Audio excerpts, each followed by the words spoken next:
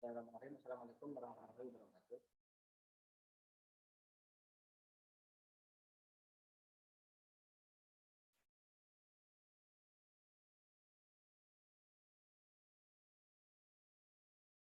Lima yang nunggu, lima teman-temannya kemana nih, Tim?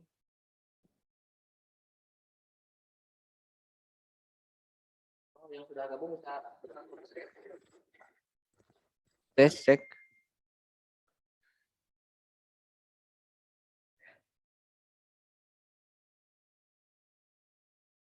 Silakan.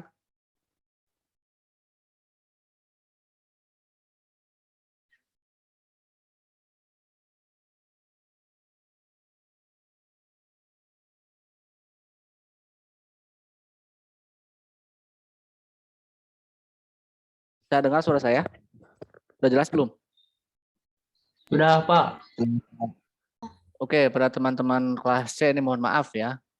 Di jadwal Zoom minggu yang lalu saya memang tidak sempat melayani Anda ya. Walaupun banyak media yang saya gunakan, bukan hanya Zoom ya. Tapi juga ada media-media yang lain, khususnya YouTube. Jadi mungkin Anda sudah menyimak ya apa yang telah saya sampaikan, materi-materi yang udah saya unggah di konten-konten YouTube saya. Walaupun memang pembahasan belum semuanya saya bahas ya di kelas ini. Dan di Zoom memang kita tidak perlu banyak waktu lah. Yang penting apa yang telah Anda simak, kemudian juga yang telah Anda tanyakan, boleh dibahas di sini. Jadi hanya pembahasan saja. Saya melihat tugas-tugas di kelas ini ya masih banyak yang bolong-bolong ya, mau sampai UAS ya, yang merasa tugasnya bolong-bolong ini untuk diisi gitu ya. Karena ini nyangkut ya nilai Anda juga gitu ya. Ada yang masih merah-merah belum terisi ya. Bahkan Fahru Rozi ini atau belum pernah sama sekali ngikut ngumpulin tugas kayaknya. Teman-teman yang jadi tolong ya. Jadi salah satu tolak ukurnya adalah Anda aktif mengisi link-link di Google Classroom ya. Tugas-tugas yang udah saya jelaskan. Kemudian untuk materi Pancasila setelah UTS ini kan dari bab ideologi ya. Yang udah dibahas juga sebenarnya di kelas lain. Waktu saya dulu merekam kelas A, nggak tahu apa kelas C ikut udah menyimak belum ya. Nah, kurang lebih sama lah apa yang Anda tanyakan, mungkin isinya sama-sama saja. Kalaupun Anda yang merasa belum puas silakanlah. Bab ideologi juga boleh ditanyakan di hari ini. Atau juga materi yang akan kita bahas di hari ini adalah yang filsafat ya, yang sudah ada 3 video kalau tidak salah, sampai sistem filsafat. Silakan untuk diulas, dikaji, kalaupun memang penjelasan di YouTube belum Anda pahami. Begitu ya Rima, Nopan nih yang on cam-nya, terus juga Anissa, Ilham. Udah disimak belum yang materi sampai filsafat tadi dulu ya minimal? Sampai sistem filsafat nih, Ferry. Kalau sudah yang sistem filsafat ataupun yang ideologi, bolehlah untuk Anda tanyakan di sini ya. Bedanya dengan materi sebelum UTS dasar negara, kita kan memahami Pancasila sebagai dasar negara itu merupakan kedudukan ya atau implementasi Pancasila sebagai dasar negara, sumber dari segala sumber hukum. Di mana memang pelaksanaan yang objektif. Kenapa disebut objektif? Karena siapa yang melaksanakannya jelas, yaitu penyelenggara negara atau pemerintah. Nah, sementara di dalam bab ideologi, bab filsafat, sampai bab etika nanti ya, bab terakhir juga bab ilmu tentang landasan pengembangan ilmu, itu merupakan implementasi Pancasila secara subjektif. Kenapa secara subjektif? Ya karena bukan hanya tanggung jawab negara, pemerintah, tapi kita pun sebagai warga negara, sebagai mahasiswa itu bisa melaksanakan Pancasila ya sebagai pandangan hidup, pedoman moral misalnya ya, sebagai falsafah bangsa. Nah, falsafah bangsa adalah apa yang kita bahas di materi filsafat ya, atau sistem filsafat. Silakan, apakah ada yang mau memulai diskusinya? Yang sudah ada tanyakan aja. Coba Rima ataupun teman-teman yang lainnya tentang materi filsafat yang sudah Anda tanyakan, yang sudah Anda kerjakan, misalnya tugasnya di-upload di Classroom, apa? Biar saya uraikan di Saya sini. Pak mau tanya Pak. Oke, Novan. Novan Eh, tentang yang mana pertanyaannya? Yang ini Pak, yang apa yang nilai-nilai Pancasila yang ini kan Notonegoro berpendapat bahwa nilai-nilai Pancasila tergolong nilai-nilai kerohanian yang mengakui adanya nilai material dan nilai-nilai vital. Nah, nilai material dan nilai vital itu yang seperti apa, Pak? Oh, itu materi etika kalau itu ya, Novan. Oh Belum itu. sampai ke sana dulu ya. Oh Yang belum dibahas sana. kita belum sampai ke etika. Mungkin minggu depan lah kita ke etika. Tapi yang Oh ya, filsafat Pak. dulu. Karena kalau langsung loncat ke etika itu kan perilaku ya. Nah, sebelum perilaku kita falsafah pikiran dulu. Pikiran adalah filsafat, falsafah. Jadi kita berbicara dunia pikiran sekarang. Memang filsafat produk, kalau Anda lihat di peta filsafat, ada cabangnya adalah filsafat produk itu etika dan estetika. Tapi nanti bahasannya setelah filsafat proses, setelah ini. Coba yang udah Nopan tanyakan di bab filsafat yang apa? Ini aja Pak, kurang ngerti soalnya yang dimaksud dari pengertian epistemologi apa Pak? Nah, epistemologi itu adalah kalau saya membahasakan ilmu untuk ilmu ya. Jadi begini, filsafat itu ada tiga sistem ya. Yang pertama adalah ontologi, yang kedua adalah epistemologi, yang ketiga adalah aksiologi. Sekali lagi, kenapa penting filsafat? Ya. Fungsi filsafat sebenarnya kalau kita berbicara masalah ilmu ya, Anda kan mencari ilmu bukan nggak? Bukan atau betul? Atau betul? Anda mencari ilmu nggak? Iya Pak, mencari. Katakanlah Anda berbicara ilmu karena jurusan perbankan, bagian dari Fakultas Ekonomi dan Bisnis, ya berarti Anda katakanlah ilmu yang akan Anda pelajari secara spesifiknya adalah ilmu ekonomi, ya khususnya adalah perbankan dan keuangan manajemen. Itu adalah ilmu atau disiplin ilmu, saya maksudnya ya.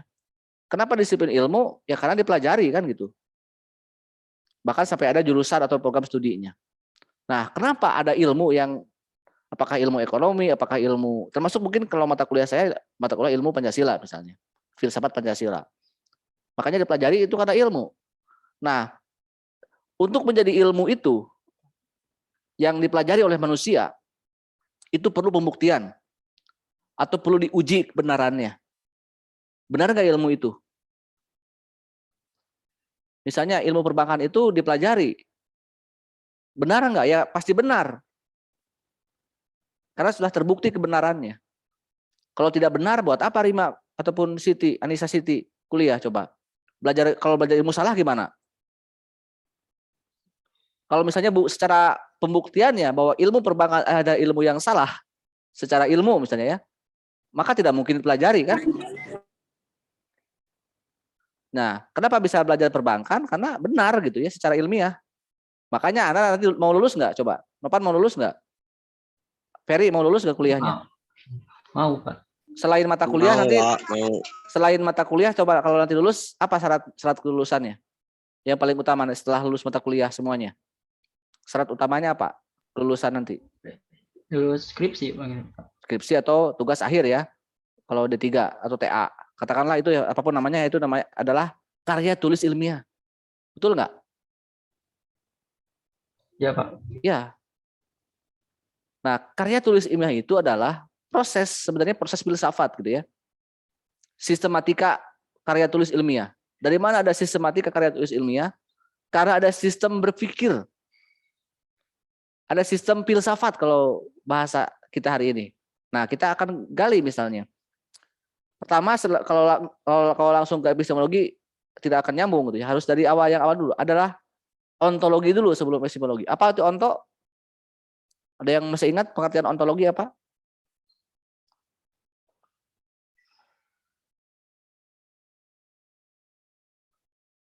Ilmu tentang ada. Katakanlah ya, udah saya sampaikan aja.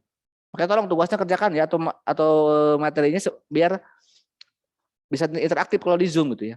Jadi ilmu tentang ada. Jadi syarat utama dari sebuah ilmu adalah ada dulu.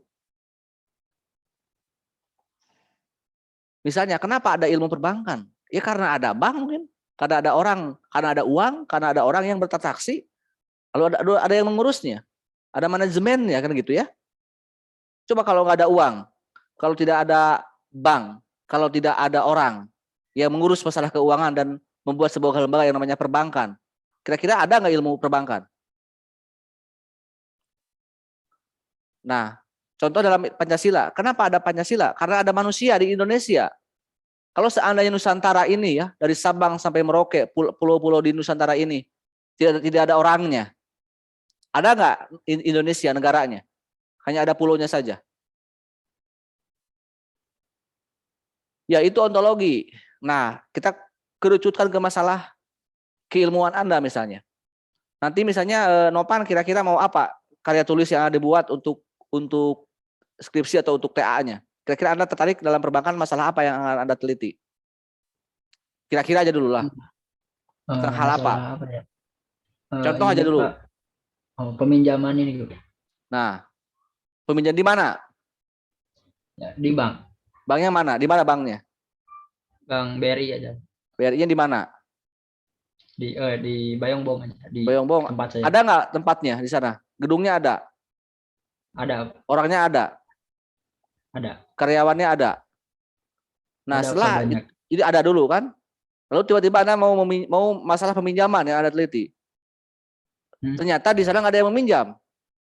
Di bank itu nggak ada meminjam misalnya. Ini misalnya. Berarti kan tidak ada masalahnya. Nah, makanya bab 1 itu ontologi. Ada tidak masalahnya. Misalnya ada peminjaman yang macet dalam di Bayongbong tentang perbankan di BRI di Bayongbong. Tapi setelah Anda mau membuat judul harus jelas, tanya dulu ke pihak banknya. Bab 1 itu latar belakangnya.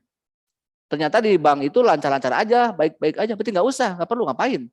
Anda meneliti sesuatu yang tidak ada. Makanya simpelnya, kalau Anda mau meneliti sebuah karya tulis ilmiah, ada tidak masalahnya. Jadi cari masalah yang ada. Nah, ini yang menarik definisi ada. Apa coba ya? Ada menurut Nopan apa? Yang ada yang ini apa? Yang suka bayar tagihan gitu Pak. Enggak. Iya, apa itu contoh banget. Tapi ada itu apa sih ada itu? Ada aya. Aya misalnya. Nah, ini pengertian aya itu apa sih menurut Nopan misalnya? Adanya itu karena ada apa? Ada bank itu karena ada apa? Contoh adanya apa aja gitu? Apa ya Pak? Bingung. Ngerti nggak? Aya itu ada ya. Coba terima. Saya ada nggak? Aku si dosen yang ganteng ini ada nggak saya? Ada.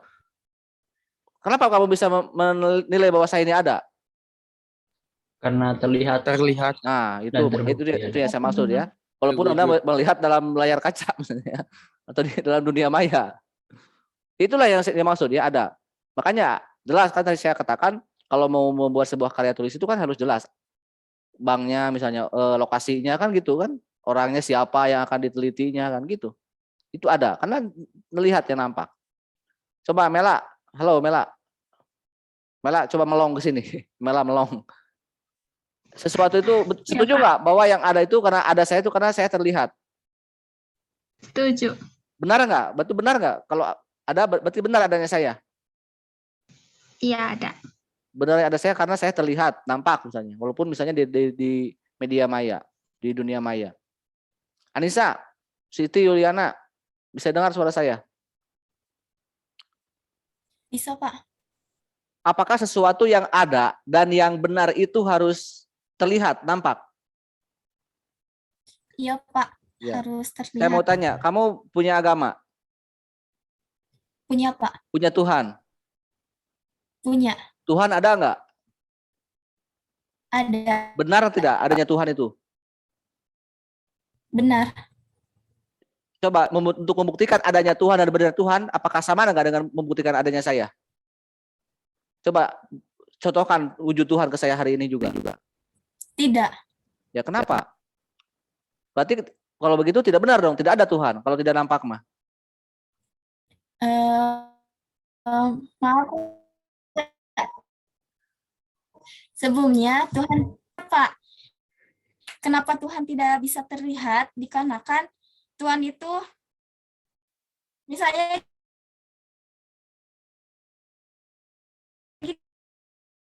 Lup-lup ya. kita itu lihat buku, tapi kita terlalu dekat dengan adik, ya, dia tidak terlihat, namun ada.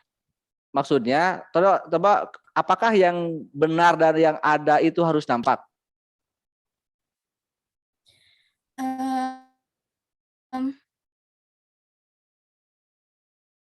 Kadang harus nampak, kadang tidak, Pak. Jangan kadang, tapi harus tegas. Harus. Harus. Secara logika Iya, kalau harus berarti Tuhan tidak ada, tidak benar.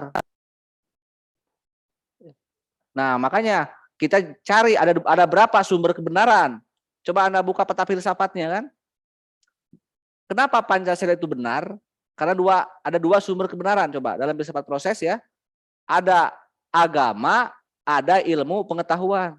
Betul nggak? Coba lihat di peta filsafat. Jadi untuk melihat Pancasila itu benar dan diyakini kebenarannya oleh kita sebagai bangsa Indonesia karena Pancasila memiliki dua sumber kebenaran. Pertama adalah sumber ilmu pengetahuan, ya materi. Kalau ilmu pengetahuan, Anda belajar ilmu misalnya ya, sekarang ilmu perbankan, itu materialisme sumbernya. Jelas saya bilang ada, nampak banknya, orangnya, transaksinya. Tetapi untuk ada sumber kebenaran yang tidak bisa diwujudkan lewat logika, lewat kasat mata, yaitu kebenaran Tuhan, kebenaran agama. Tapi benar ada Tuhan itu ada benar kalau bagi yang beragama kan. Tetapi adanya Tuhan, benarnya Tuhan itu bukan sama halnya dengan Anda membuktikan benda atau membuktikan materi. Jadi kalau Anda mencari masalah dalam masalah keuangan perbankan, mungkin itu materialisme bisa terbukti. Tapi kalau Anda dalam mencari ilmu misalnya, ada mahasiswa baru belajar filsafat, apalagi jurusan filsafat, baru semester 1 sudah mencari Tuhan. Ternyata sampai dia lulus pun sampai dia sudah 5 tahun kuliah, enggak lulus karena dari awal dia masuk kuliah filsafat sampai 5 tahun ke depannya tidak kunjung menemukan Tuhan. Akhirnya apa? Kuliah terlulus ya, Tuhan tidak ditemukan, gelo iya gitu. Ya, banyak orang-orang filsafat yang gila itu karena menyamakan pembuktian kebenaran materi ya untuk kebenaran Tuhan ya, bukan bandingannya. Dalam filsafat Pancasila, dikatakan di bab 1 ya, ada sila pertama itu adalah causa prima. Jadi kalau mencari kebenaran Tuhan, di mana adanya Tuhan, seperti apa bentuk Tuhan, mana mungkin kita bisa membuktikannya karena Tuhan itu penyebab segalanya ada, atau causa prima. Dalam filsafat Pancasila, dalam filsafat Barat beda ya. Mungkin kenapa orang-orang Barat sampai ada yang ateis ya dan sekuler, karena mereka hanya memiliki sumber kebenarannya yaitu materi. Sementara kita sebagai bangsa Indonesia memiliki sumber kebenaran yang lain yaitu Tuhan ataupun wahyu ilahi ya. Itu ontologi. Nah, yang ditanyakan oleh siapa tadi itu? Ilham. Oleh Nopan adalah yang kedua. Selain ontologi ada epistemologi. Ini dalam berpikir ilmiah ya. Makanya selain bab 2, selain bab 1 ada bab 2. Dalam karya tulis ilmiah bab 2 itu adalah kajian teori, landasan teori ataupun kajian pustaka. Apakah dosen-dosen Anda selain mata kuliah saya ada buku pegangan nggak? Nih Anda harus baca buku ini untuk materi ini. Nanti Anda untuk membuat karya tulis butuh buku nggak? Butuh Pak kayaknya. Iya. Makanya untuk mengisi bab 2 paling tidak kan? Karena dari fakta-fakta yang ada dalam ontologi itu memerlukan perbandingan ilmu yang lainnya, yaitu teorinya. Ilmu yang telah teruji. Teori yang telah ada dulu gitu kan. Dari fakta kemudian teori kan gitu. Misalnya kalau Nopan misalnya mau masalah perbankan, masalah peminjaman, Anda cari buku-buku tentang meminjam sesuai dengan teori-teorinya. Kalau misalnya ingin lebih ini lagi, coba Anda lihat tesis ataupun skripsi teman Anda, kakak kelas angkatan 2010 misalnya di Unsil, yang menulis masalah yang sama. Lalu Anda lihat, oh ternyata si AA ini, si Teteh ini menulis masalah ini. Berarti itulah kajian teori. Jadi ilmu memerlukan sebuah ilmu lagi. Jadi jangan egois. Karena Nopan mah punya BRI misalnya di perbankan, maaf di Bayongbo, ya udah aja. Yang penting saya mah mau di sana aja. Mana bab 2-nya teorinya? Nggak perlu teori, yang penting masih ada masalah aja. Ya nggak perlu, nggak bisa seperti itu. Makanya pada proses perumusan Pancasila, ya Bung Karno, Supomo, Muhammad Yamin, mereka berpikir mengemukakan teori-teori kan tentang negara, tentang bangsa. Itu epistemologinya, karena sehingga apa itu epistemologi Pancasila adalah filsafat manusia Indonesia. Jadi pikiran-pikiran manusia Indonesia. Coba kalau seandainya tadi yang pertama ada negara nih, ada pulau di kita, Nusantara namanya. Manusianya ada, orangnya ada. Ada Sunda, Jawa, Batak, ada. Tapi orangnya nggak berpikir. Kira-kira bisa ada negara nggak? Hanya makan, minum, buang air, makan, minum, tidur, istirahat, main, udah nggak ada pikiran apa-apa. Kira-kira dapat menjadi sebuah negara nggak? Enggak, Pak. Coba kalau seandainya Anda yang penting diterima jadi perbankan D3 ini.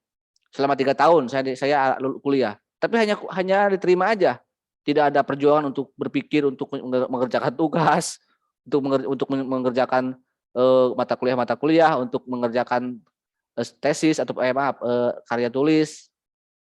Kira-kira lulus nggak? Kalau nggak berpikir. Ya Enggak, Pak. makanya, nah itulah epistemologi ya. Jadi belajar dari fakta, kemudian belajar teori juga. Jadi jangan, si eta mah teori. Penting teori itu bagi seorang ilmuwan, penting sebuah teori. Ya buat apa egois misalnya, ya penting mah ada fakta lalu saya menyimpulkan, tidak bisa. Namanya nanti loncat pikiran. Paham nggak maksudnya, Nopan ya? Itu yang dimaksudkan epistemologi. Paham, Pak. Yang ketiga adalah aksiologi. Nah, ilmu itu selain teoretis, tapi harus bermanfaat. Kira-kira ilmu manajemen perbankan bermanfaat nggak? Masih dibutuhkan nggak oleh negara, oleh masyarakat? Masalah pengelolaan keuangan. Iya, makanya dibuka jurusan Anda itu karena dibutuhkan, karena bermanfaat. Itu ilmunya bermanfaat, ilmu Anda itu ilmu yang akan bermanfaat. Jadi semua disiplin ilmu selain teoretis juga ada manfaatnya. Bisa jadi misalnya ilmunya ada, teorinya ada, tapi kalau tidak memenuhi unsur aksiologi, tidak bermanfaat, maka tidak akan lengkap ilmu itu. Atau salah menggunakan ilmu. Penting nggak sih ilmu kesehatan, misalnya kedokteran? Penting nggak? Lalu dalam ilmu kedokteran ada aborsi. Karena itu ilmu, maka bebas saja melakukan aborsi misalnya. Apakah sebebas itu ilmu? Ya, makanya harus lihat aksiologinya. Ya.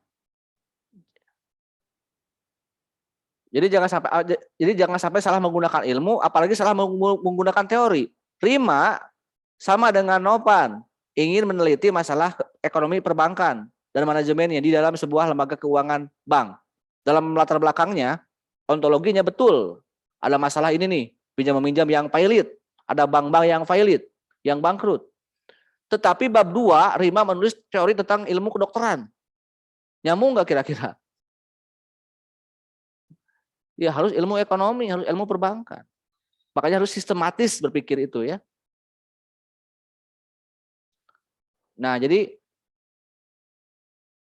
harus ada manfaatnya. Jadi harus memenuhi 3 unsur itu. Jadi ada manfaatnya. Itu ilmunya. Sekarang manusianya. Intan Nurhasanah nih baru gabung ya. Di on-cam. Intan misalnya nilainya bagus kuliahnya, rajin. Sampai lulus TA ataupun skripsi, nilainya paling bagus di perbankan. Kira-kira cukup, apakah hanya dengan cukup dapat nilai yang bagus nggak? Setelah lulus, udah saya mah bangga aja, cukup bagus aja, nilai bagus, lulus bagus kuliahnya. Artinya Intan pun ataupun Rima ataupun siapapun harus menjadi orang yang bernilai, yang bermanfaat. Jadi ilmu perbankan itu ilmu yang dibutuhkan, ilmu yang bermanfaat. Tetapi ketika nanti melaksanakan ilmu itu harus orangnya pun harus menjadi orang yang bermanfaat. Makanya Anda kuliah ya Rima ataupun Mela siapapun di sini yang on cam maupun yang off cam, setelah Anda lulus kuliah dengan nilai yang bagus juga harus jadi orang yang bermanfaat, yang bernilai. Karena orang yang bermanfaat, orang yang bernilai akan dihargai nanti di bab etika ya, nanti penghargaan mengenai nilai penghargaan ataupun etika, filsafat etika. Kalau ini kita bicara pikiran aja dulu. Jadi dari mana muncul kebermanfaatan? Dari berpikir radikal. Nah, masalah keyakinan ini tadi ya, waktu Anissa misalnya, karena yakin Pak benar Tuhan itu ada. Betul ya. Karena berbicara filsafat, berbicara keyakinan, berbicara cinta, betul nggak?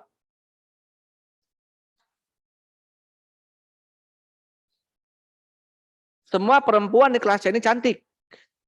Itu fakta misalnya ya.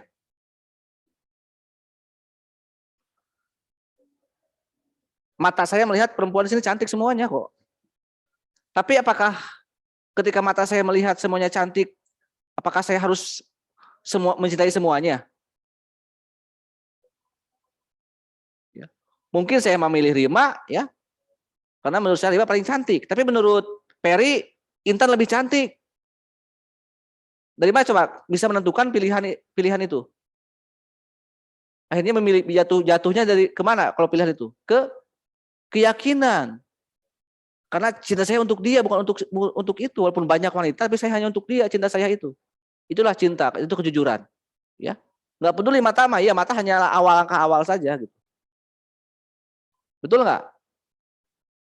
Harus betul ya. Makanya, nah selain kita kembali ke masalah logika ilmiah.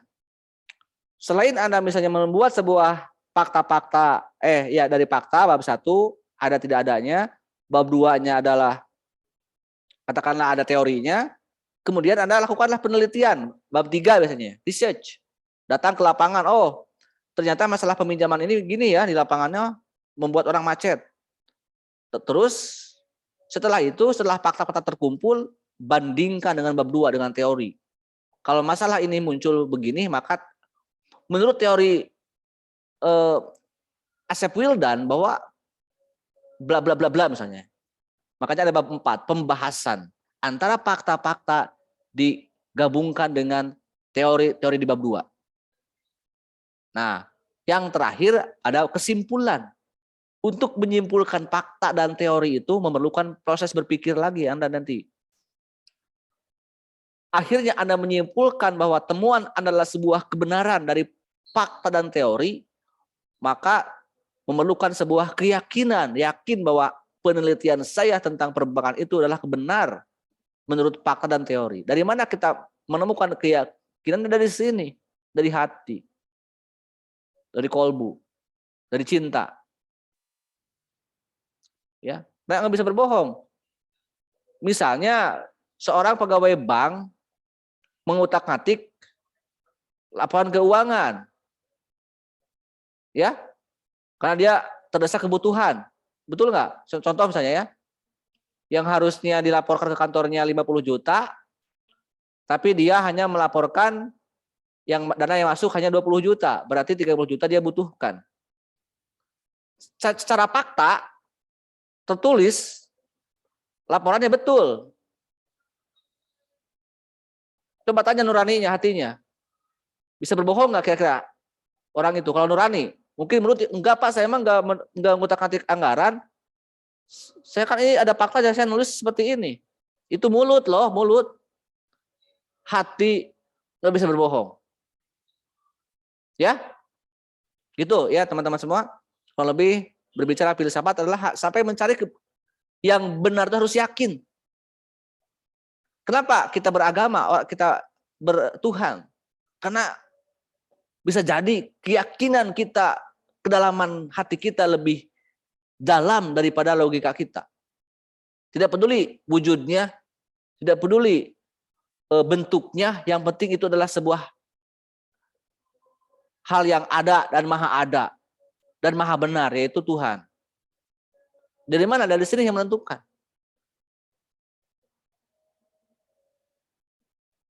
Oke, silakan, masih ada lagi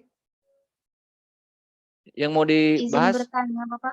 Anissa atau Intan? Ini teh. Saya, Pak, Intan. Intan, apa yang Intan tanyakan? Yang mengenai filsafat itu, Pak. Ya, Bagaimana Pancasila tidak memenuhi unsur-unsur filsafat dalam penerapannya, khususnya pada ilmu tentang aksiologi yang tentang ilmu kebermanfaatan itu, Pak. ya. Tergantung siapa yang memanfaatkannya. Mungkin begini logikanya. Kita ini menjadikan Pancasila sebagai sebuah dasar negara, ideologi. Tidak berubah ya. Sila-silanya tetap 5 sila. Makanya ada bab 3 yang udah saya bahas. Bab 3 adalah pelaksanaan objektifnya. Kalau kita yakin bahwa Pancasila itu benar, ya laksanakan sila-silanya. Dalam wujud apa? Dalam wujud aturan bernegara. Dalam aturan bernegara, dalam filsafatnya adalah keadilan sosial. Itu filsafatnya, pikirannya. Betul pikirannya itu. Adil untuk semua warga negara Indonesia. Seluruh bangsa Indonesia. Seluruh rakyat Indonesia. Itu filsafatnya seperti itu. Konsepnya. Tapi praktek pelaksanaannya misalnya ternyata tidak adil untuk rakyat. Adil untuk penguasa. Adil untuk hanya untuk politisi. Hanya untuk pengusaha. Itulah. Jadi bukan dari nilai aksiologinya, tapi dari praktek memanfaatkannya. Sama halnya dengan nanti Intan lulus kuliah dengan nilai yang bagus, tapi tidak dimanfaatkan. Malah dagang seblak misalnya. Kehartikan dagang seblak daripada ngurus bank. Ya itu, mungkin seperti itu ya. Mau ya tukang seblak Intan, atau tukang cireng?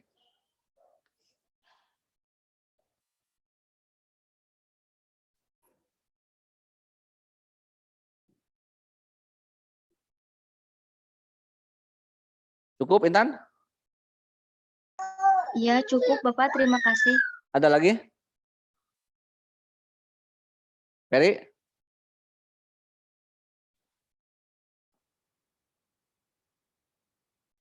Ya, Pak. Ada yang mau ditanyakan?